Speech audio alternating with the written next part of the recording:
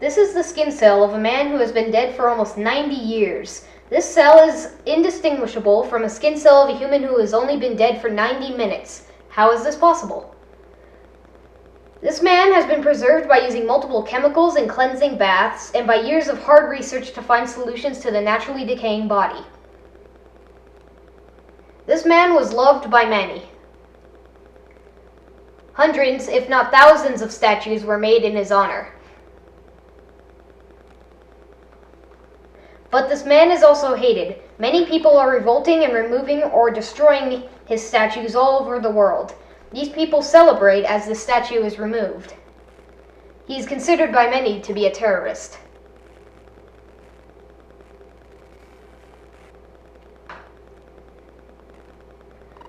This is happening in many places around the world, but it's mostly happening in Ukraine.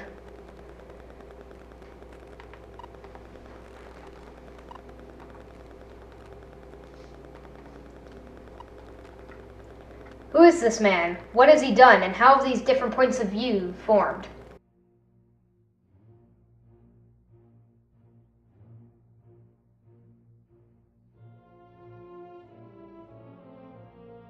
Ever since the Golden Horde, Tsars have been ruling Russia and the surrounding area for centuries.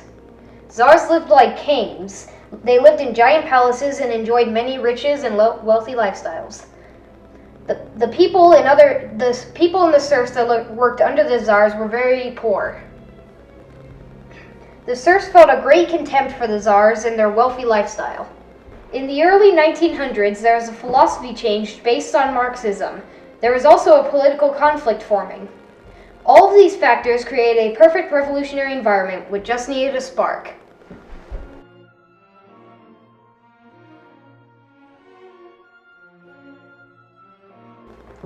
Most people say that it's surprising that such a fierce leader like Lenin came from such a calm family, but even when he was young, he was strong, bossy, and was made to be a leader. One of Lenin's biggest influences in his life was his older brother, Alexander. In Alexander's senior year, he joined a terrorist revolutionary group that wanted to take out the Tsar. He was soon discovered with a bomb he had built hidden inside a medical textbook intended for the Tsar. Alexander and a few others of the terrorist group were arrested and hanged. Alexander proclaimed before he died that he wanted to kill the Tsar to gain political freedom for Russia, and that a political shift of power was not only possible, but unavoidable.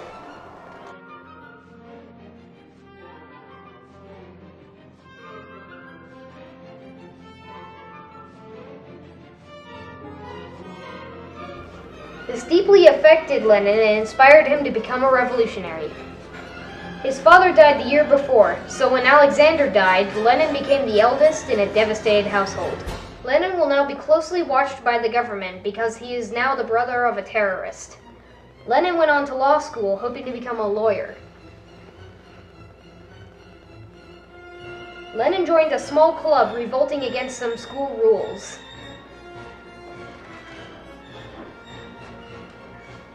Because of this, and the fact that he is the brother of a terrorist, he was immediately kicked out of school.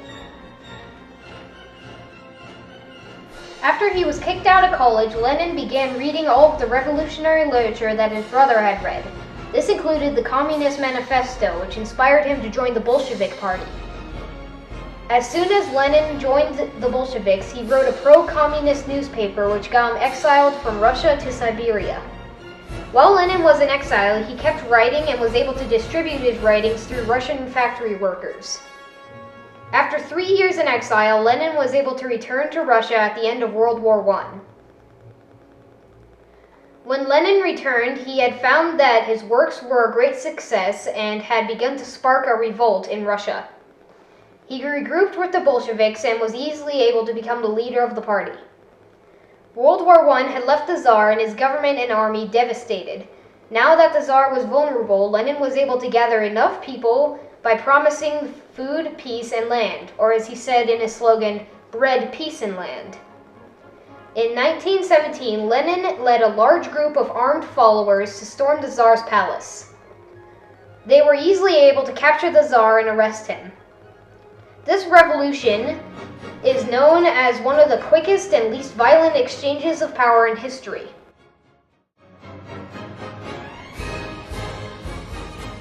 After the revolution, Lenin seized power and snuffed out all possible revolt against him. His second action was keeping his promise, meaning that he distributed all food and land evenly to everyone, especially the poor. However, he was ruthless and valued himself highest. He immediately got to work in building up the Russian army.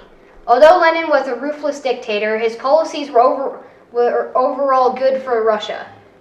Even though Lenin was a great leader, his ideas were decapitated when he chose Joseph Stalin as his successor. When Lenin died of a stroke in January of 1924, Stalin came to power.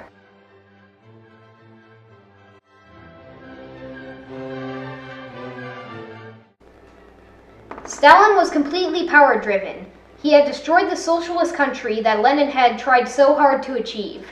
However, Lenin's legacy lives on through socialism itself.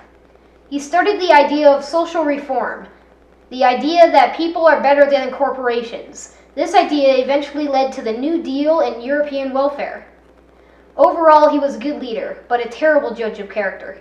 Because Lenin made these godlike actions, he was considered by many to be a very godly figure. When Lenin chose Stalin as his successor, his legacy started to tarnish. Because Lenin was considered to be a godlike figure and a good person, everyone thought that since he chose Stalin as his successor, that Stalin must also be good. However, Stalin was an evil and power-hungry man. Because of Stalin's actions, they started to believe that Lenin must have been the same way. This started the point of view that Lenin was a terrorist. It depends on your political positions, right? Organizer is good, so there were a lot of them. But yes, if you are a liberal, yes, he was a tyrant, and he put ideas in front of people, and in the name of communist idea, he did destroy hundreds and millions. He was ready for it. So this way, he can be considered a terrorist. Yes. All over the world, thousands of statues that had been erected in Lenin's honor are now being torn down. Many points of view have formed about this man over the past century. But we must see over his faults and listen to the true message of peace he was trying to convey. All people of all classes and races are equal.